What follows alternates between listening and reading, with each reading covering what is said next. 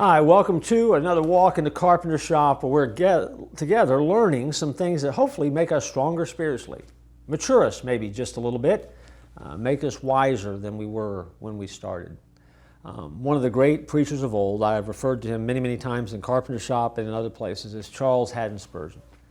He is known as the orator of his day. He was the mega pastor before they had mega churches. He was the one long before they had TV, was the voice that was respected and known as a preacher among preachers. In his story, in his history, he was always marked, and his life was changed when he was in a room when a fire broke out and it caused an audience of thousands to stampede. People were hurt, some killed.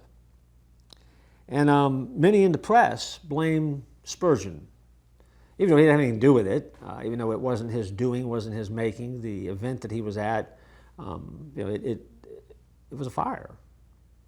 But he was blamed.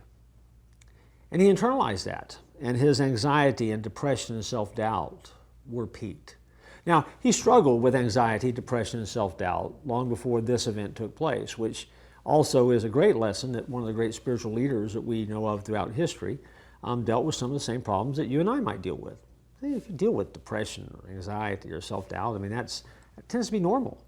And so what you have to do with that is then you have to figure out how to bring that under that umbrella, that lordship of Jesus, and let him take care of it.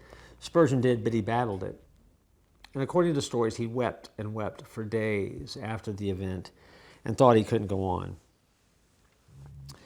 But yet we're reminded in Psalm 102, verses 6 through 7, it says this: I am like a person of the wilderness, I am like an owl of the desert. I lie awake, and I am like a sparrow alone on the housetop.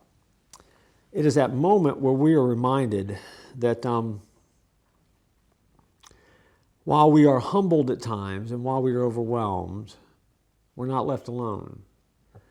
And that God is there, and he's watching us, and he's taking care of us.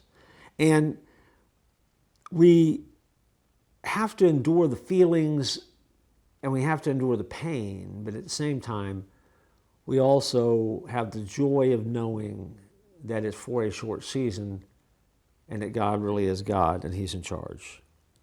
Jesus was humbled and then exalted.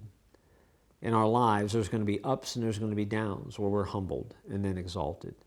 There's going to be moments when we hit low points that we think we're never going to bounce back from, but yet like a Super Ball, we're going to come flying back up really, really high, only to discover there's going to be another low that may come behind it. And so as you go back and you read that psalm, we're reminded that in the midst of our anxiety and our worry, the places we find ourselves, we're not alone. And although the feelings are real, and there's nothing wrong with having feelings as long as you don't live your life based on those feelings, God really does do what God promised he would do. He did in the life of Charles Haddon Spurgeon. He did in my life. He does in your life. He does in the lives of the people that you meet on an ongoing basis. Allow God to do the work that he needs to do in your life today. In those moments when you feel lowest, know that behind that is that bounce back that God has for each and every one of us. That bounce back makes all the difference. That's the good advice I have for you today from the Carpenter shop. I look forward to joining you again here next time.